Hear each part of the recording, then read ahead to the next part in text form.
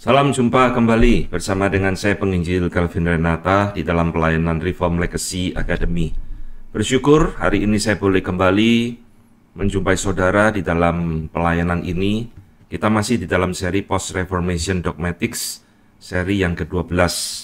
Saudara, pada seri ke-12 dan beberapa seri ke depan ini kita akan membicarakan secara khusus pergumulan dan pemikiran para teolog reform di dalam era Post Reformation ini, khusus tentang doktrin Trinitas. Ya, kita akan berbicara pergumulan mereka, kita akan berbicara tentang pandangan mereka tentang keilahian Allah, keilahian Anak, dan keilahian Roh Kudus.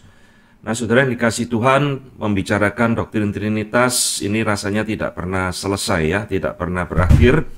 Yang dimulai sejak zaman bapak-bapak gereja, zaman abad pertengahan, zaman reformasi, dan zaman post-reformasi. Nah, di dalam pembahasan kita pada seri yang ke-12 ini, kita akan membahas satu topik, bagaimana mereka mengerti tentang Trinitas dan beberapa pergumulan-pergumulan pentafsiran Alkitab tentang Trinitas. Jadi di dalam bagian ini saya tidak menjelaskan doktrin Trinitas sampai mendetil, ya. Itu nanti saudara bisa lihat di dalam video saya yang lain, itu ada beberapa video yang membahas tentang Trinitas, bahkan perjalanan menuju Nisea, pergumulan bapak-bapak gereja, dan sebagainya. Tapi pada saat ini kita akan memfokuskan kepada pemikiran post-reformation. Jadi saudara, para teolog di dalam masa post-reformation ini percaya kepada doktrin Trinitas, ya, menerima doktrin Trinitas seperti yang dipahami di dalam teologi reform pada umumnya. Di dalam Allah yang kita kenal ini adalah Allah Trinitas, yaitu satu hakikatnya Allah, tetapi Allah yang memiliki satu hakikat ini ada tiga pribadi di dalamnya, ya, yaitu pribadi Bapa, Anak, dan Roh Kudus. Nah, di dalam materi kita hari ini saya tidak menjelaskan sampai mendetail, tapi nanti pada pertemuan berikutnya kita akan mulai membahas relasi di antara ketiga pribadi ini, ya. Hari ini kita akan berbicara bahwa doktrin Trinitas ini dipahami seperti di dalam masa reformasi, dan ada begitu banyak ayat, saudara, baik di dalam PL maupun PB, yang menjelaskan tentang keberadaan doktrin Trinitas, ya. Ini tidak usah kita baca semua, saudara, kalau berkenan silakan membaca semuanya, ya. Memang istilah Trinitas itu tidak ada di dalam Alkitab, seperti istilah predestinasi ya juga tidak ada, saudara. Tetapi konsepnya, pemikirannya, ya, dasarnya itu semua tertuang dengan jelas di dalam Alkitab. Nah, istilah itu dibuat hanya untuk mempermudah kita menjabarkan, menjelaskan tentang satu doktrin tertentu, ya. Jadi ini ayat-ayat yang dipakai, yang ditemukan di dalam Alkitab. Dari sekian ayat ini, saudara, ada satu ayat yang menarik yang akan menjadi pembahasan kita beberapa menit ke depan ini, yaitu ayat yang terakhir saya sebutkan, 1 Yohanes 5 ayat yang ke-7. Nah, ayat ini menjadi perdebatan. Kenapa? Karena ayat ini cukup membingungkan, ya. Nah, ayatnya itu disebut dengan Johannine koma. Istilah yang dipakai di dalam dunia teologi disebut dengan Johannine koma, atau koma yang ada di dalam Injil Yohanes. Nah, kenapa kok disebut Johannine koma? Karena ayatnya itu berbunyi seperti ini. Saya tuliskan, sebab ada tiga yang memberi kesaksian di dalam kurung, ya, di dalam surga, Bapa, Firman, dan Roh Kudus. Dan ketiganya adalah satu, dan ada tiga yang memberi kesaksian di bumi, roh dan air dan darah, dan ketiganya adalah satu. Nah, inilah, saudara, disebut dengan Johannine koma, karena di sini ada koma sebenarnya, ya. Koma, kesaksian. Nah, kenapa dituliskan di dalam huruf merah? Karena ayat ini dianggap problematik di dalam beberapa naskah atau manuskrip yang ditemukan. Itu tidak ditemukan adanya kata-kata yang ada di dalam huruf merah ini. Jadi melompat, kesaksian, roh dan air dan darah, dan ketiganya adalah satu. Ya, sehingga kalimat yang cukup panjang di dalam huruf merah ini menjadi perdebatan. Kalau sudah perhatikan ya, huruf merah ini kan semua dengan jelas berbicara tentang Roh Kudus, tentang Allah Tritunggal, Bapa, Firman, dan Roh Kudus. Ya jelas ketiga pribadi ini disebutkan di dalam ayat ini, tetapi tidak semua orang bisa menerima ya, keberadaan dari Johannine koma ini. Misalkan saudara, saya berikan perbandingan ya di dalam Alkitab bahasa Inggris kita, English Standard Version dikatakan, "For there are three that testified, the Spirit and the water and the blood, and these three agree." Saudara lihat, tidak ada kalimat di dalam huruf merah ini di dalam versi ESV. Ya, ini juga saudara bisa temukan di dalam beberapa versi-versi lain dihilangkan. Nah, kenapa kok dihilangkan, saudara? Bukankah ini justru bagus ya? Justru ini melengkapi, justru ini mempertegas tentang doktrin Tritunggal. Nah, di dalam textual criticism, nah ini satu bidang yang mungkin asing di telinga banyak orang ya. Di dalam textual criticism, yaitu satu kritik yang mempelajari naskah, membandingkan satu manuskrip dengan manuskrip lain, ternyata banyak di dalam temuan-temuan manuskrip kuno dari Injil Yohanes, bukan surat Yohanes ini, tidak ada kata-kata di dalam huruf merah ini, saudara. Sehingga ini menjadi perdebatan ya, dan ditafsirkan bahwa kata-kata ini adalah tambahan. Nah, siapa yang menambahkan? Yaitu misteri ya, karena Alkitab itu disalin dari generasi ke generasi sampai ribuan tahun, dan manuskrip Perjanjian Baru kira-kira ada 6.000 manuskrip, saudara. Kita tidak mungkin bisa tahu dengan pasti siapa yang menambahi, kapan ditambahinya, dan sebagainya. Ya. Sehingga Richard Muller mengatakan sudah di dalam bukunya, "The Johannine comma continued to be cited confessionally in the era of orthodoxy." Ya. Jadi ayat yang tadi kita baca ini, yang dalam huruf merah ini, seringkali tetap dikutip ya di dalam pengakuan-pengakuan iman di dalam masa ortodoksi, masa post-reformation ini. Tetapi critical pressure on the text ya.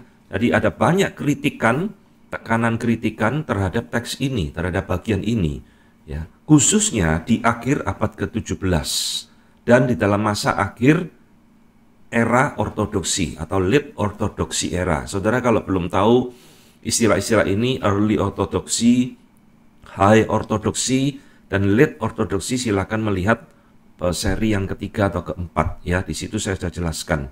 Nah, kritik-kritik ini membuat ayat-ayat ini atau kalimat di dalam huruf merah ini less and less available to the Reformed Orthodox as a definitive biblical proof of the Trinity. Nah, saudara lihat, dengan adanya kritik ini ya terhadap bagian huruf merah tadi, membuat bagian ini makin lama itu makin menghilang dari ajaran Reform Ortodoksi sebagai bukti Alkitabiah tentang keberadaan Trinitas. Jadi pemakaiannya, penggunaannya sebagai dasar Trinitas ini makin lama makin memudar, saudara, karena banyak orang yang makin lama tidak mengakui bahwa kalimat ini adalah asli di dalam teks Alkitab kita.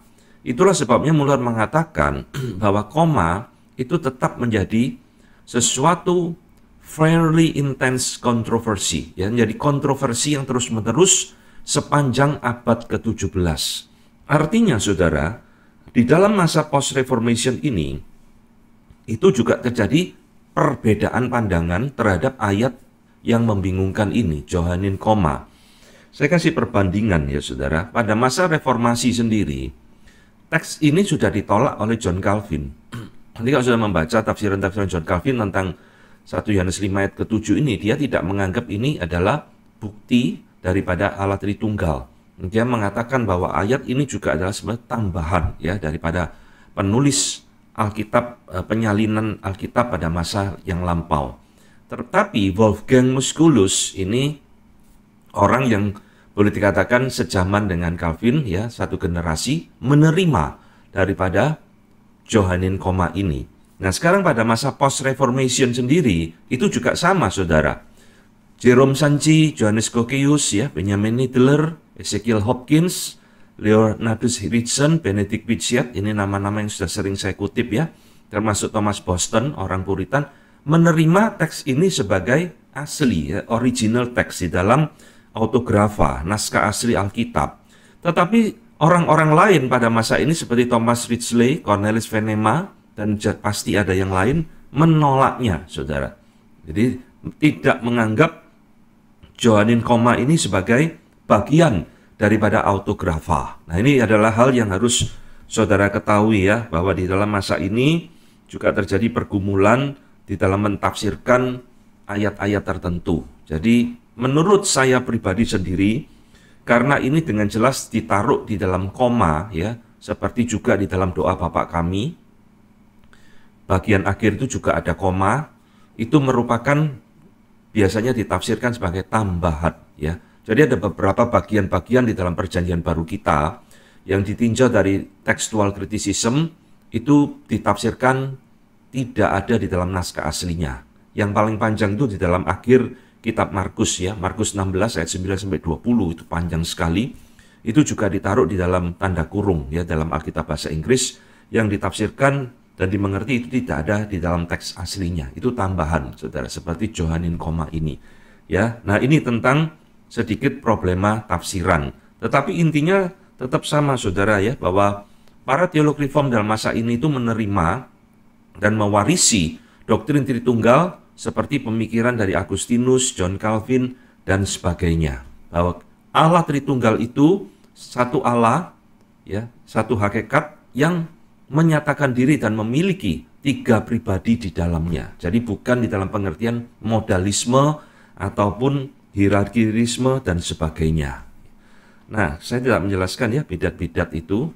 Nah, saudara sekalian, bagaimana para teolog di dalam masa ini membentuk kerangka tentang Trinitas ya. Jadi kerangka teologi para reform ortodoksi di dalam masa ini itu dipengaruhi oleh tiga hal, tiga masa ya. Pasti bapak-bapak gereja, khususnya adalah Agustinus ya, tentang Tritunggal yang tadi sudah saya singgung. Yang kedua adalah pengaruh daripada teolog pada masa abad pertengahan, medieval ages, yaitu seperti Thomas Aquinas dan sebagainya, itu mau tidak mau juga mempengaruhi. Dan ketiga adalah para reformator itu sendiri, ya, Martin Luther, John Calvin, Zwingli, Wolfgang Musculus, Peter Martyr Vermigli, dan sebagainya, dan lain-lain. Itu juga mempengaruhi. Jadi tidak serta-merta para teolog di dalam masa post-reformation ini menciptakan doktrin Trinitas yang baru. Tidak. Selalu saya jelaskan, mereka itu memperdalam, mempertegas, memperjelas apa yang sudah ada pada masa sebelumnya, ya, sehingga kita dibukakan wawasan, semakin mengerti tentang iman Kristen kita dengan lebih baik lagi. Nah, saudara, apa yang terjadi di dalam masa ini tentang pemahaman di dalam mereka mengerti tentang Trinitas? Ada tiga isu penting, saudara, menurut Richard Muller yang muncul di dalam masa ini, ya. Pertama adalah the careful use of well-defined patristic vocabulary, yaitu adalah satu pergumulan yang dihadapi oleh para teolog. Bagaimana mereka ini, ya, menggunakan istilah-istilah vocabulary, istilah-istilah yang dipakai oleh bapak-bapak gereja dengan hati-hati, dengan careful, supaya tidak disalah mengerti. Ya. Jadi istilah-istilah di dalam Tritunggal ini banyak sekali, saudara. Ada istilah pribadi, ya, ousia, hakikat, bahasa Latinnya hakikat, ousia, persona, bahasa Latinnya dari pribadi, dan sebagainya, ya. Nah, hal seperti itu kan tidak ada di dalam Alkitab. Ya, istilah pribadi bapak, pribadi anak, tidak ada, sudah istilah pribadi itu adalah dibuat supaya kita bisa memahami Tritunggal dengan lebih gampang. Tapi pemakaiannya, penggunaannya itu harus tepat dan hati-hati, ya. Ini yang dikatakan oleh Richard Muller, saudara, di dalam bukunya, bahwa orang-orang reform ortodoks tidak serta-merta, ya, menggunakan istilah-istilah ini uncritical, tidak dengan kritis, ya. Pokoknya semua istilah dari patristik, bapak-bapak gereja itu dipakai, istilah-istilah skolastik di dalam masa medieval abad pertengahan juga dipakai semua. tanpa adanya satu dikaji ulang, ya, diteliti ulang, bagaimana penggunaannya, apakah sudah tepat dan sebagainya. Karena istilah-istilah itu muncul, saudara, ini yang tadi saya katakan, ya, ousia, hakikat, hipostasis, ya, person, prosopon, itu pribadi dari bahasa Yunani, persona, bahasa Latinnya, di Greek, en essentia, ya, bahasa Latin, subsistensia, dan persona di dalam bahasa Latin, ya, semua istilah-istilah ini menuntut penggunaan atau penyelidikan asal-usul kata yang hati-hati, ya, dan menuntut satu analisa filosofikal arti yang sebenarnya dari kalimat-kalimat ini. Karena ini kan kalimat istilah-istilah pinjaman, saudara, ya, derivatif dari filsafat dari bahasa asing, Latin dan Yunani yang kita pakai. Itu supaya mereka berhati-hati menggunakan istilah-istilah ini supaya tidak salah, ya. Nah, saya tidak menjelaskan sampai mendetail, saudara silakan lihat video saya yang lain bagaimana Calvin memahami dan menggunakan istilah-istilah ini. Dari bapak-bapak gereja barat dan timur itu kadang-kadang berbeda, menggunakan istilah yang berbeda tapi maksudnya sama, ya. Nah, ini yang bisa membingungkan orang awam di dalam mengerti Tritunggal. Penggunaan istilah yang berbeda untuk maksud yang sama.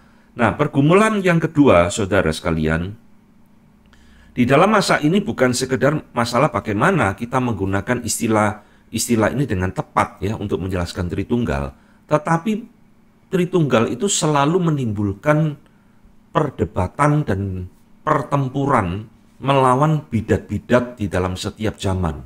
Nah, ini yang juga dialami oleh para teolog reform di dalam masa ini.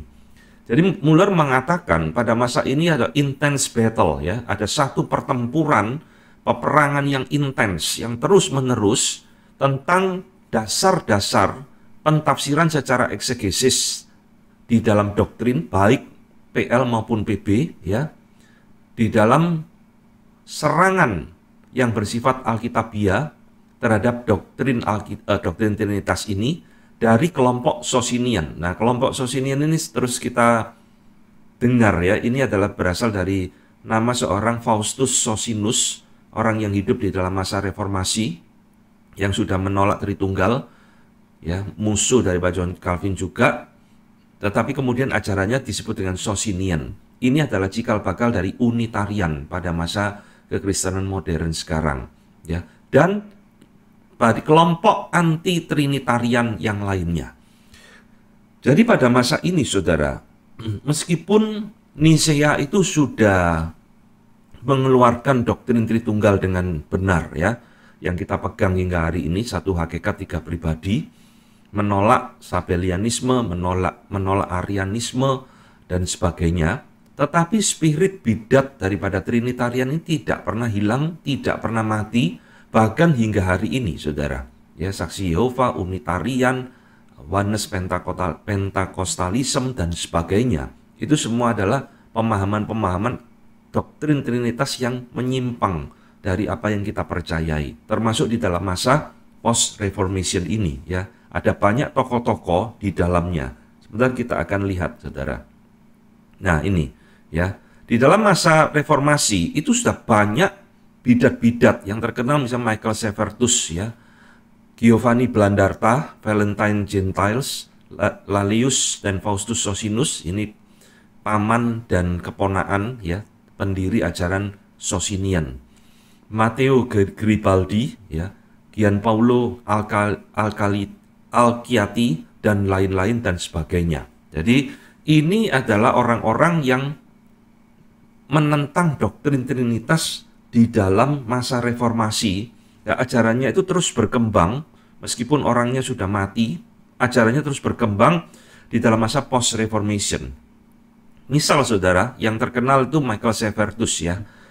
Dia tulis buku dalam bahasa Latin, Christianismi Restitutio, ya, dan buku De Trinitatis Erroribus, ya. Ini judulnya sudah sangat bisa ditebak, kesalahan doktrin Trinitas. Nah, di dalam kedua buku ini, saudara, Michael Servetus itu menolak semua hal-hal yang berkaitan dengan Trinitas, termasuk istilah Trinity, tidak ada dalam Alkitab. Istilah person, pribadi, ya, ditolak, tidak ada dalam Alkitab. Hakikat essence, hipostasis, ya, pribadi dalam istilah yang lainnya. Itu juga ditolak dan semua istilah ditolak. Dengan kata lain, Michael Servetus ini yang menolak doktrin Tritunggal. Dia hanya berpandangan bahwa Allah yang sejati itu cuma Bapa. Nah, Yesus Kristus dan Allah Anak dan Allah Roh Kudus itu lebih rendah dari Allah Bapa, ya. Jadi ini ajarannya mirip dengan saksi Yehova, bahwa Yesus Kristus itu Allah yang lebih rendah dari Sang Bapa, sedangkan Roh Kudus itu ya bukan Allah, itu cuma kuasa atau power, ya, dari Allah, power of God. Nah, mirip dengan saksi Yehova. Nah, ini jadi pada masa ini, saudara, para teolog reform itu berperang melawan bidat-bidat yang menentang doktrin Trinitas. Ya, ini ada satu pergumulan yang khusus juga. Nah, di dalam masa early ortodoksi sendiri juga muncul tokoh-tokoh anti-trinitarian. Kalau tadi itu masa reformasi, ya. Di sekarang masa early ortodoksi awal, Thomas Aaron, Francis David, ya, itu penerus daripada anti-trinitarian, termasuk juga ada penerus khususnya dari Sosinus, Valentinus, Smalkius, Hieronymus Moschorovius, Johannes Volkel, dan sebagainya. Jadi tidak pernah hilang, saudara, bidat-bidat anti-trinitarian di dalam setiap masa, ya. Sehingga seorang teolog reform bernama William Berryman mengatakan bidat Socinian ini merupakan gabungan dari patristik heresis, ya, bidat-bidat pada masa bapak-bapak gereja, khususnya adalah Sabellianisme dan Arianisme, dan juga merupakan perpaduan dari dinamik monarkianisme dari Artemon. Jadi bidat-bidat Tritunggal itu kadang-kadang dalam perkembangannya bisa campuran dari beberapa ajaran bidat yang lain. Apa sih yang diajarkan oleh Socinian? Saya jelaskan sedikit saja, saudara. Socinian mengajarkan Allah itu hanya satu, ya, baik secara hakikat maupun secara pribadinya. Allah yang sejati cuma satu. Jadi Yesus Kristus itu bukan Allah. Roh Kudus itu hanya kuasa, ya, bukan satu pribadi. Dan Kristus itu tidak ada sebelum dia dilahirkan di dalam dunia ini. Dengan kata lain, Tuhan Yesus itu tidak kekal, ya. Jadi inti daripada ajaran Tritunggal itu sebenarnya mirip-mirip, saudara. Hanya percaya kepada Allah Bapa sebagai satu-satunya Allah yang sejati. Allah Anak dan Allah Roh Kudus itu bukan Allah, itu ciptaan atau kuasa. Ya, kira-kira seperti itu. Dan kedua adalah selalu melihat Allah Tritunggal ini di dalam bentuk hierarki. Allah Bapa paling tinggi, Allah Anak nomor 2, Roh Kudus itu paling rendah. Karena dia bukan Allah sebetulnya. Nah, selalu berputar kira-kira seperti itu. Karena bidat-bidat Tritunggal ini tidak bisa memahami relasi di antara ketiga pribadi ini dengan tepat dan benar. Nanti pada pertemuan-pertemuan berikutnya, saya akan tunjukkan bagaimana para teolog reform, ya, khususnya pada masa ini, melihat dan menghubungkan tiga pribadi ini di dalam satu struktur kerangka teologi yang mereka bangun, ya. Nah, saudara, tentu saja, ya, ajaran Socinian ini ditolak oleh orang-orang reform pada masa itu, misalkan Christophorus Sandius, Daniel Zwicker, dan sebagainya, yang mempengaruhi, ya,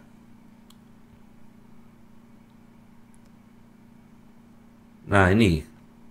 Jadi penolakan Socinian, Christophorus Sandius dan Daniel Zwicker, ya, mungkin sedikit ralat, ini bukan orang reform tapi justru orang Socinian, ya, terhadap pengakuan iman Nisia itu ikut mempengaruhi dua teolog Arminian, Episcopius dan Kurkelaus, ya. Jadi saudara, di dalam pemikiran dua teolog Arminian, Episcopius, penerus daripada James Arminius, dan Kurkelaus ini dipengaruhi oleh bidat Socinian yang namanya Christophorus Sandius dan Daniel Zwicker ini. Jadi ini ada sedikit bahayanya, saudara. Misalnya, ya, Kurkelaus mengatakan bahwa Trinity itu bukan fundamental article of faith.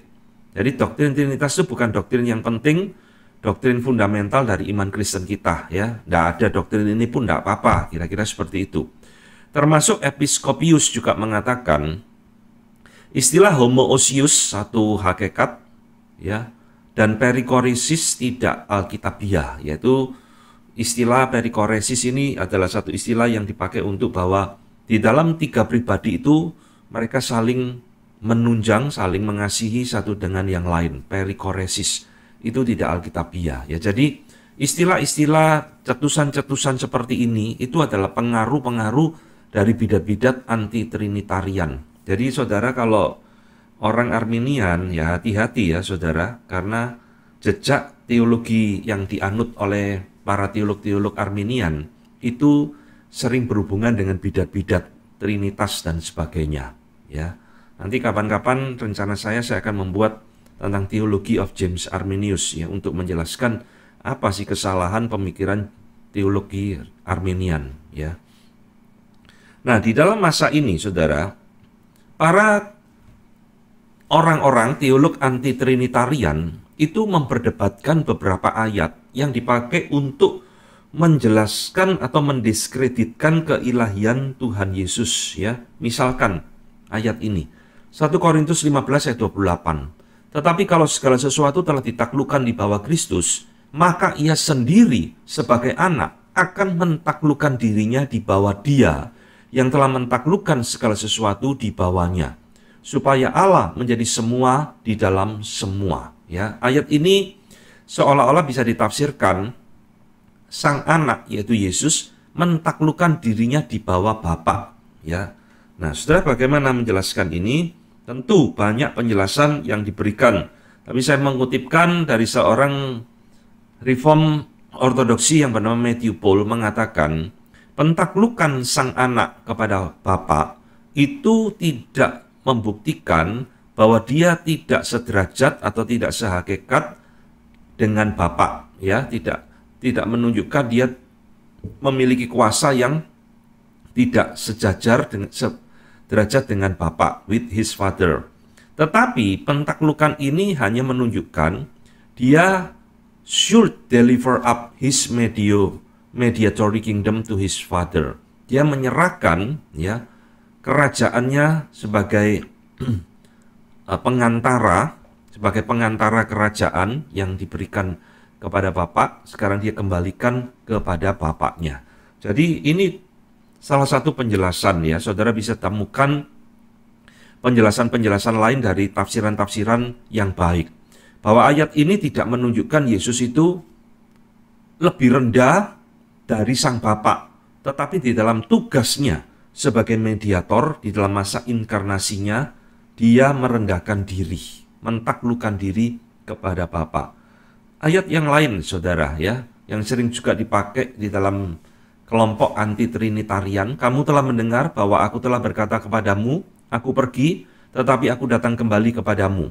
Sekiranya kamu mengasihi aku, kamu tentu akan bersukacita karena aku pergi kepada Bapakku, sebab Bapa lebih besar daripada aku. Ya, kalimat terakhir, sebab Bapa lebih besar daripadaku. Ini juga ayat gacauan dari kelompok-kelompok anti-trinitarian, di mana Tuhan Yesus sendiri mengatakan Bapa itu lebih besar dari aku, ya. Matthew Paul kembali menjelaskan kira-kira seperti ini, ya.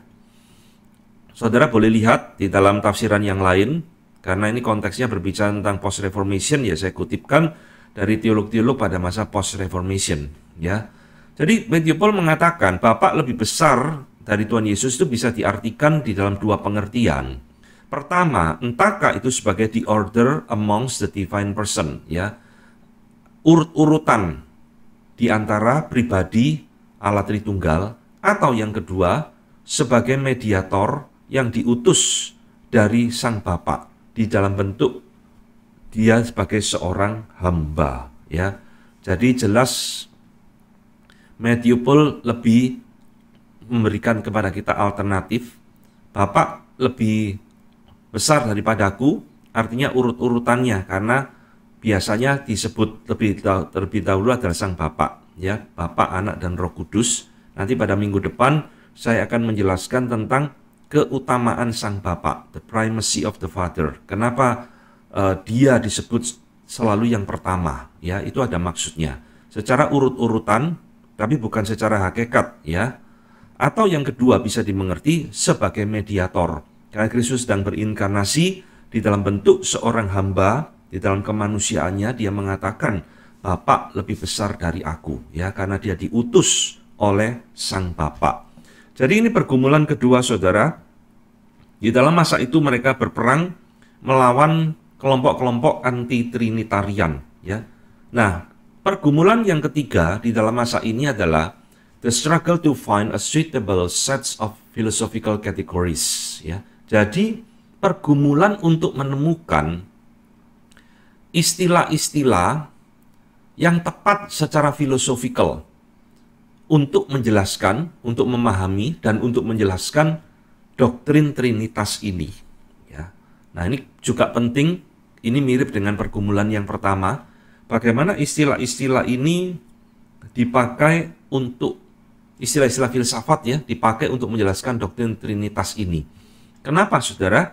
Karena bidat-bidat anti-trinitarian ini juga mengembangkan pemikiran-pemikiran mereka menggunakan filsafat-filsafat lain, ya, tapi juga menolak filsafat Aristotelian di dalam menggunakan istilah-istilah yang dipakai untuk menjelaskan Trinitas. Misalkan substance, ya, dan essence, ya. Ini kan substansi dan hakikat, ya. Sebenarnya ini menunjuk kepada hal yang sama, ya, satu substansi, satu hakikat dan sebagainya. Istilah-istilah ini kan kita pinjam dari Aristoteles, saudara. Nah, bidat-bidat Trinitarian ini juga pakai istilah-istilah yang lain, meminjam istilah filsafat lain, dan mereka menolak istilah substance dan essence, ya, termasuk adalah persona dan sebagainya, sehingga mereka memberikan arti yang berbeda di dalam pemikiran mereka, ya. Misalnya, ya, saudara lihat di dalam perkembangan doktrin Trinitas ini, saudara akan menemukan, ya, ada kemiripan-kemiripan di dalam filsafat. Misalnya Plato, ya, filsafat Plato, filsuf Plato. Ada mengatakan ada 3 prinsipal penting di dalam alam semesta ini. Yang pertama ada di dalam alam semesta tentang goodness, ya, kebaikan atau being, pribadi itu. Pertama ada the word, kata-kata, firman atau reason, ya, of supreme being.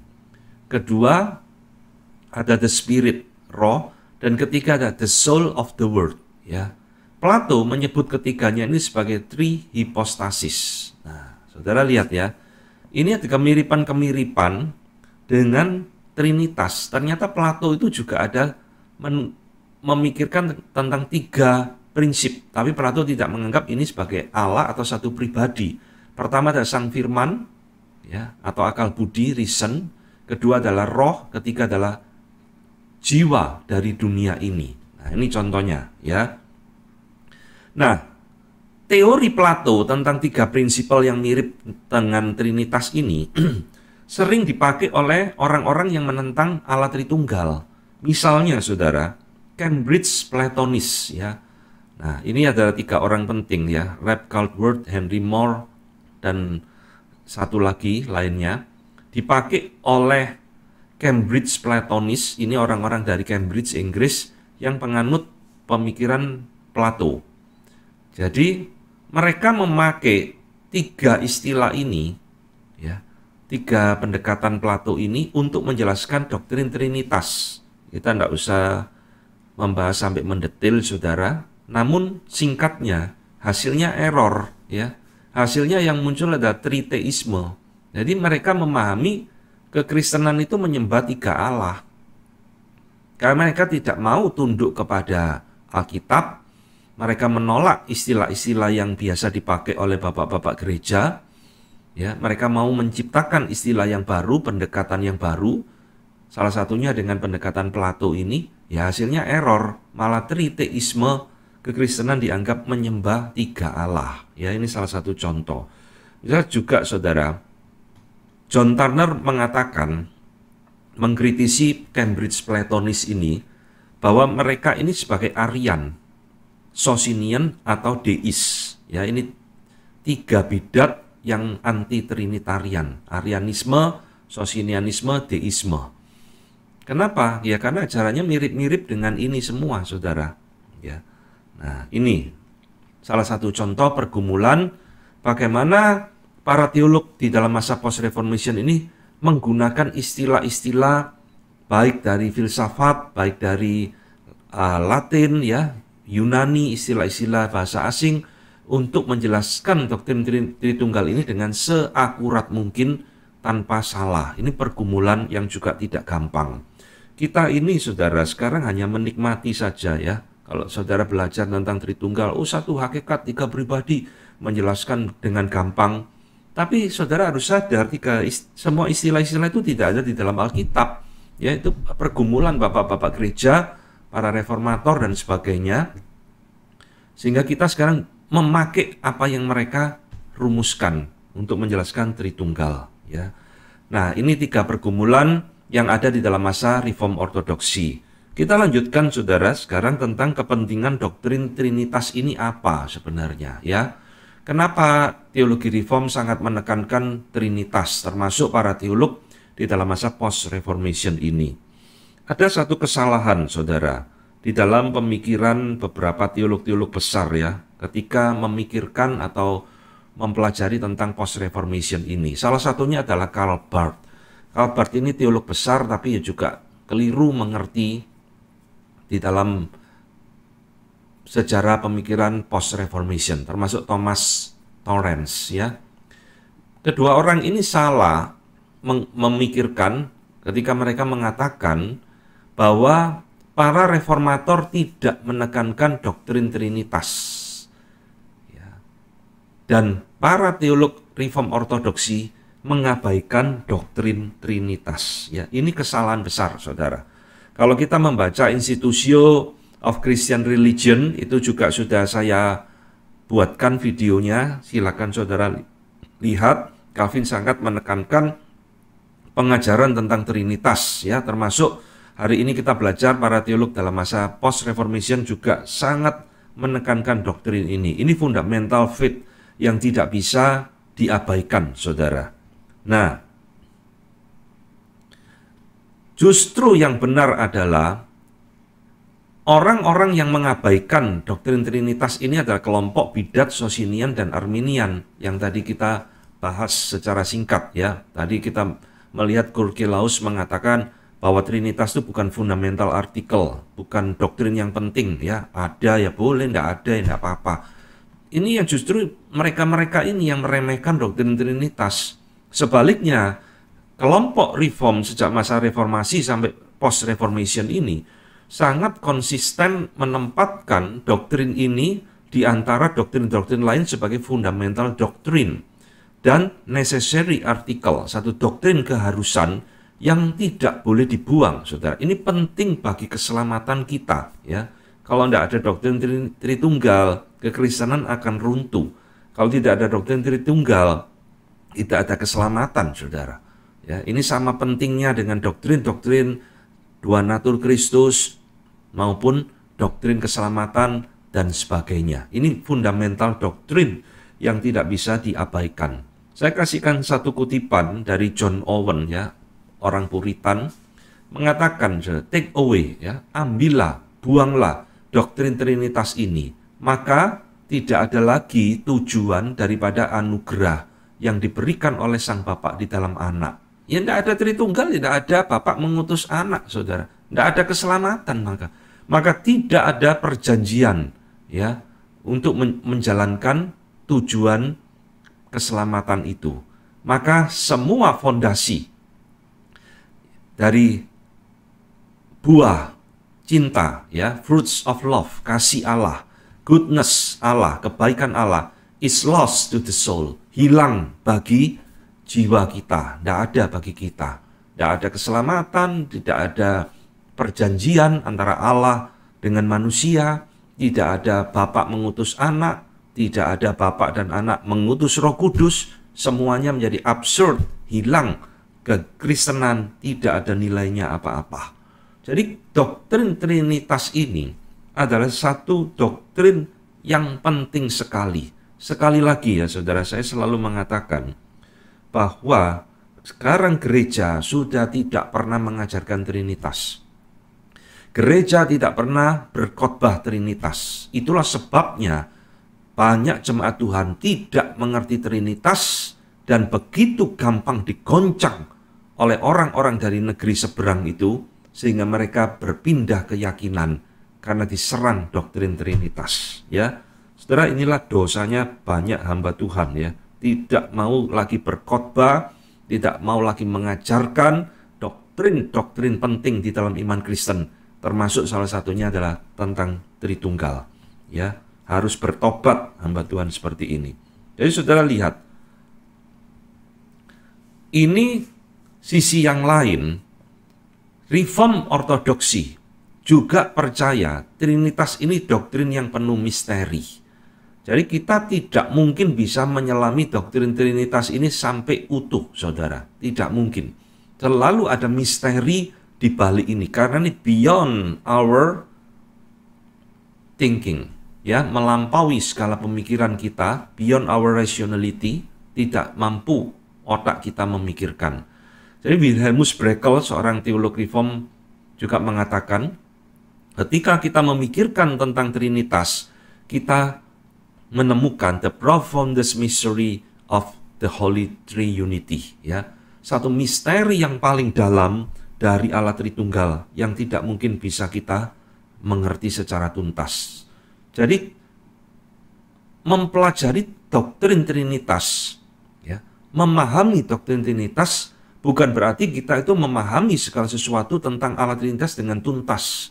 Ya, tidak bisa, saudara. Ya, kita tidak mungkin akan bisa, karena Francis Turretin juga mengatakan doktrin ini transcends reason, ya, mengatasi akal budi kita, ya, yang tidak bisa kita mengerti.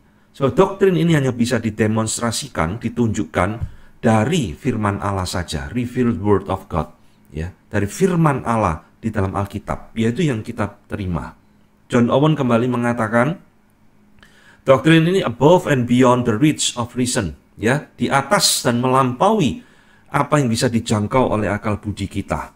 Jadi saudara, teologi reform ini bukan mengajarkan doktrin Trinitas dalam arti kita akan tuntas mengenal Allah, tidak, ya. Tapi ingat, ini yang tadi sudah saya singgung, doktrin Trinitas ini harus dipelajari dan harus diajarkan, saudara.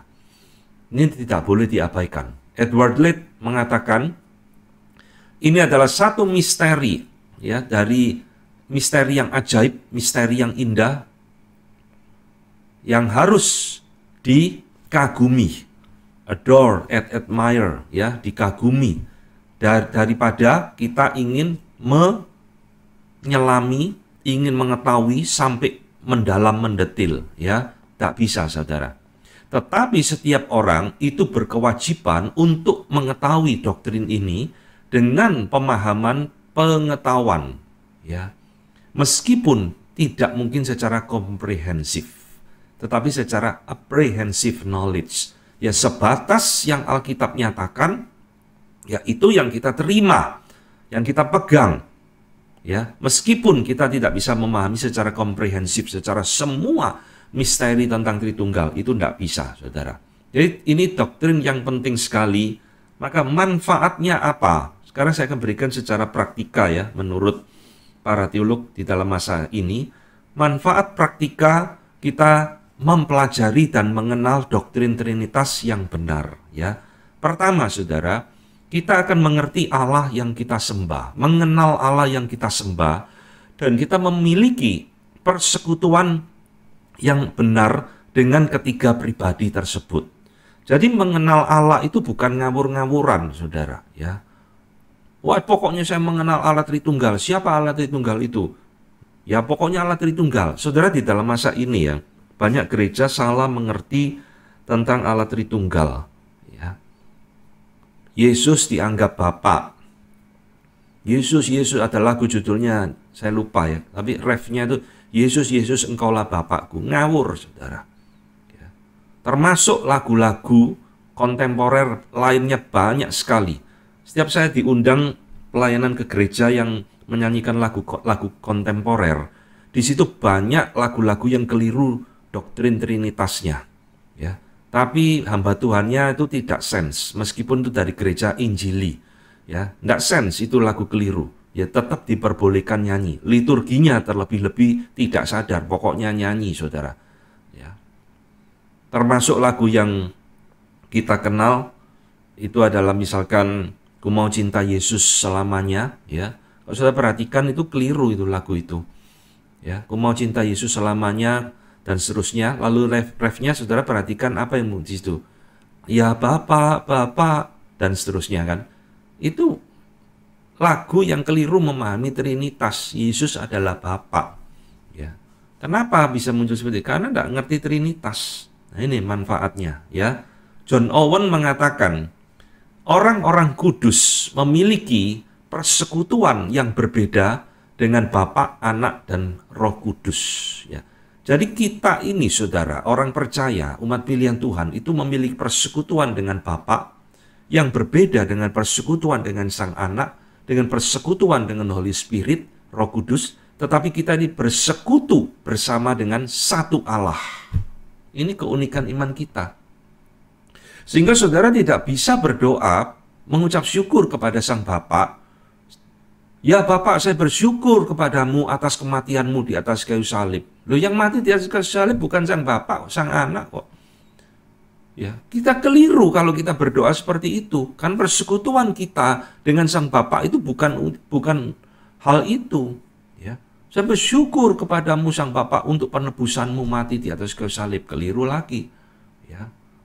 Nah, ini saudara harus mengerti. Ya, masing-masing pribadi ini memiliki keunikan persekutuan dengan kita, orang percaya di dalam relasinya. Yang kedua, saudara, manfaat kita mengenal doktrin Trinitas itu apa? Nah, ini berkaitan dengan ibadah dan iman kita. Ya, ini tadi yang sudah saya singgung. Francis Turretin mengatakan bahwa doktrin Trinitas ini bukan hanya kita pakai secara teoretikal, ya, secara teori, tetapi juga secara praktikal, sehari-hari. Karena di dalam doktrin ini itu mendorong kita untuk bersyukur, ya, gratitude and worship of God, menyembah Allah. Dengan tujuan akhirnya bahwa kita bisa mempersembahkan iman kita dan pelayanan kita kepada Allah Tritunggal yang telah menyatakan dirinya kepada kita. Nah, kalau Tritunggal kita error, yang tadi saya katakan, nyanyian kita juga keliru, doa kita keliru, macam-macam semua keliru, ibadah kita itu menjadi ibadah yang sia-sia, saudara. Ya, perhatikan ya, ini penting sekali. Nah, yang kedua, Herman Witsius di dalam hal ini mengutip John Calvin. Calvin mengatakan, siapa yang tidak mengagumi Sang Bapa, ya, Sang Anak dan Roh Kudus sebagai setara di dalam Divine Majesty, keagungan ilahi, orang ini tidak menyembah Allah yang benar, tetapi sedang menyembah ciptaan dari imajinasinya sendiri. Nah, ini saudara, ya. Kalau kita keliru mengerti tentang Allah Tritunggal, sebenarnya kita ini bukan menyembah Allah yang benar loh, saudara. Engkau sedang menciptakan ilah di dalam imajinasimu sendiri. Ya, jadi inilah pentingnya secara praktika kita harus mengerti doktrin Tritunggal ini dengan tuntas. Ya, nah saudara sekalian, inilah kepentingan praktika secara doktrin Trinitas secara praktika, ya. Nah, bagian terakhir saya akan menjelaskan sedikit tentang satu istilah yang mungkin asing bagi saudara, tetapi istilah ini penting, yaitu vestigia trinitatis. Nah, bahasa Latin, ya. Kalau diterjemahkan kira-kira jejak Trinitas, ya, vestigia trinitatis. Apa itu jejak Trinitas? Jadi ada satu pergumulan, saudara, di dalam masa ini, ya, memahami tentang Trinitas. Apa mungkin Trinitas itu bisa dipahami di luar Alkitab? Karena banyak orang berpikir di luar Alkitab ada banyak jejak-jejak Allah Tritunggal yang tidak disadari. Nah, boleh nggak itu kita pakai untuk mendukung, menjelaskan doktrin Trinitas, ya? Saya jelaskan ya, ini sedikit ada pergumulan.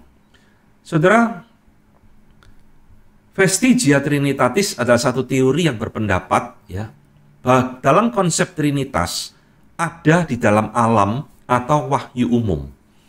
Sehingga konsep Trinitas ini yang ada di wahyu umum secara samar-samar ini dapat ditemukan di dalam alam, ya, filsafat, bahkan di dalam agama-agama dunia yang lain. Seperti tadi saya katakan Plato itu ya, itu seolah-olah mengajarkan Tritunggal.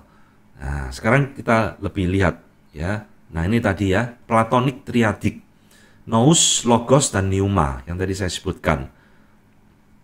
Juga ada Plotinus, penerus dari Plato ya, Neoplatonisme, Proclus serta Parmenidian dari filsuf Yunani kuno, Parmenides, yang seolah-olah mengajarkan Trinity ya. Ada emanasi mind, pikiran kita ya, dan word di dalam tulisan hermetik ya, para petapa-petapa Yunani hermetik dan sebagainya.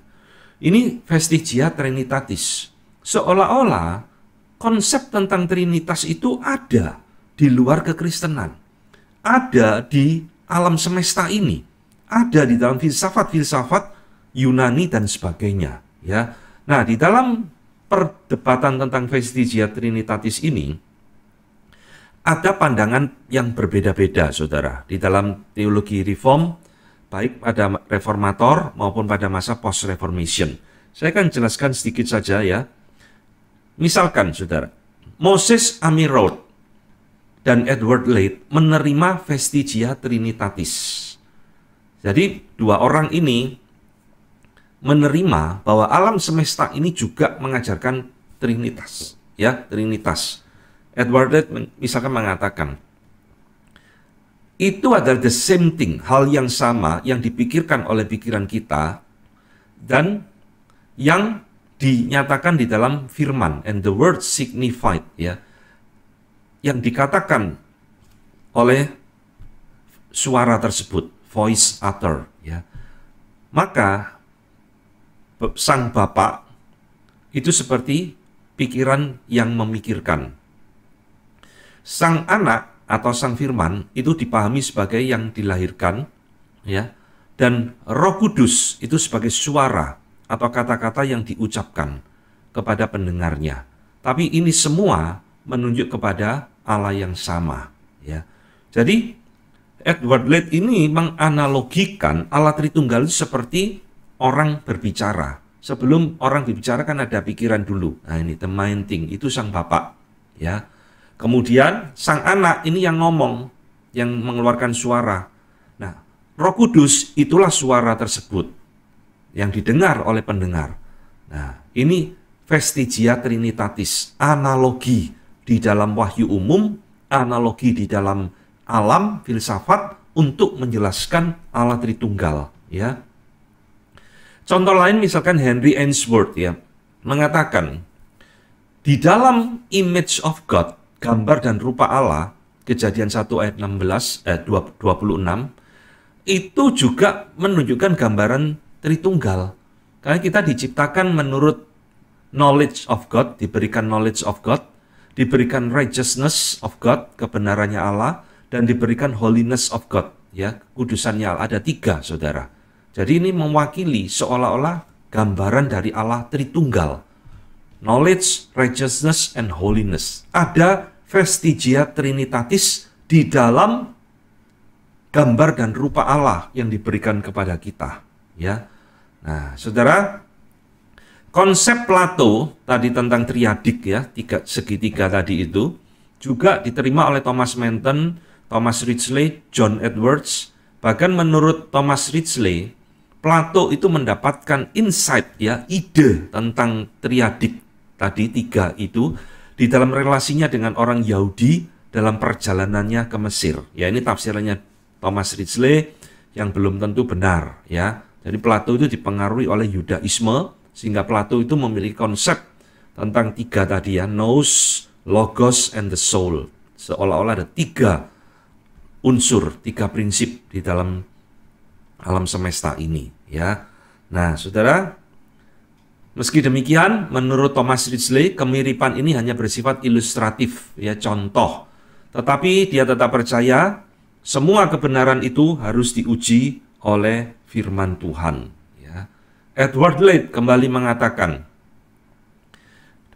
kita tidak bisa melalui terang daripada alam, ya, wahyu umum ini, mengetahui misteri dari Trinitas atau misteri inkarnasi Yesus Kristus. Tetapi ketika melalui iman kita menerima doktrin ini, kita boleh mengilustrasikan itu dengan akal budi kita. Nah, jadi dia memberikan prioritas kepada firman Allah terlebih dahulu. Setelah kita mengerti kebenaran ini, boleh kita ilustrasikan, kita jabarkan melalui wahyu umum, yaitu tadi ya. Nah, kemiripan-kemiripan yang diberikan oleh para sarjana dan para teolog-teolog ini, ya, dari dunia ciptaan, creature, tetap unequal, tidak sederajat, dan unsatisfactory, tidak memuaskan. Sebab tidak ada hal yang proporsional antara hal yang terbatas dengan hal-hal yang tidak terbatas, ya. Jadi antara bumi dengan surga.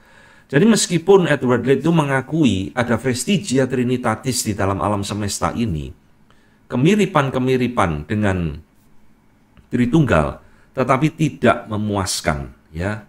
Tetapi saudara, tidak semua orang berpikir seperti itu, ya. Banyak teolog Reform dalam masa ini, misalkan Samuel Parker, menolak cara berpikir vestigia trinitatis. Dia berpikir tidak ada kemiripan sama sekali tentang Platonic triadik dengan Christian Trinity, ya. Jadi tidak semuanya setuju menerima vestigia trinitatis ini, termasuk Theophilus Gale, ya, berpendapat bahwa Platonic triadik ini adalah the seed of Arianism, bibit daripada Arian, bidat Tritunggal. Bahkan kalimat yang sangat keras sekali. Dan segala usaha untuk menggabungkan filsafat Platonic triadik ini dengan Christianity adalah the most dangerous consequence, ya, memiliki bahaya yang paling tertinggi, ya, bahaya konsekuensi yang sangat berbahaya sekali. Jadi ini saudara, Richard Muller. Jadi saudara lihat ya, ini ada perbedaan pendekatan, ada yang setuju, ada yang tidak setuju. Nah saudara, Richard Muller mengatakan penolakan dari banyak orang pada masa Reform Ortodoksi ini terhadap pendekatan atau pembuktian secara rasional dan pembuktian secara filosofikal dari Trinitas itu berlanjut kepada argumen-argumen yang diberikan oleh Agustinus di dalam bukunya De Trinitate, ya.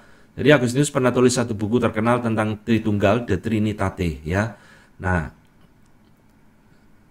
orang-orang Reform menghormati Agustinus, ya, tidak bisa disangkali di dalam hal ini. Agustinus menurut mereka meyakini, ya, mereka meyakini bahwa Agustinus telah press rational investigation beyond its proper bounds. Jadi gini, saya jelaskan sedikit saudara. Di dalam pemikiran Agustinus ini juga percaya ada vestigia trinitatis. Dia menggambarkan Tritunggal itu sebagai mind, ya, pikiran atau intelek, emotion and will. Ini konsep vestigia trinitatis di dalam bukunya atau pemikirannya Agustinus, ya. Tritunggal seperti mind atau intelek, emotion, emosi, dan will, kehendak. Nah, orang-orang Reform sangat menghargai Agustinus. Ya, nanti minggu-minggu depan kita akan pelajari bahwa pemikiran Agustinus sangat mempengaruhi Tritunggal dalam teologi Reform. Tetapi mereka tidak bisa menerima tentang vestigia trinitatis ini, saudara. Beberapa, ya, diantaranya menolak. Mereka meyakini orang-orang Reform ini bahwa Agustinus dalam hal ini kebablasan, ya.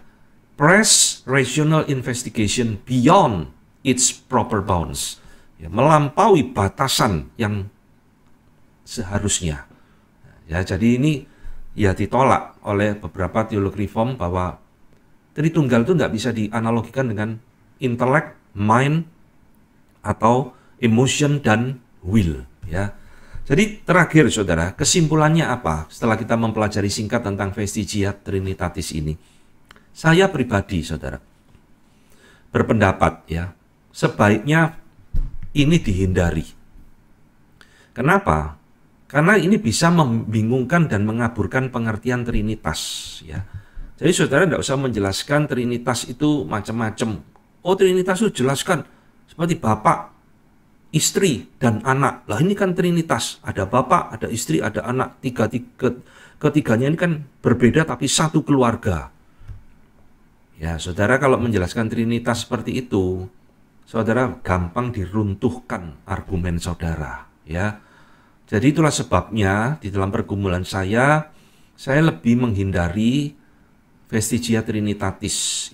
Misal, Tritunggal itu seperti air, ya. Dia bisa membeku, dia bisa cair, dia bisa menguap. Tapi sama ini adalah air yang sama. Ya. Nah, matahari ada mataharinya, ada terangnya, ada panasnya, ya, sinarnya dan sebagainya. Ini adalah matahari yang sama. Nah, saudara, ini vestigia Trinitatis yang gampang sekali kita temukan di dalam kehidupan sehari-hari, di dalam filsafat, di dalam alam.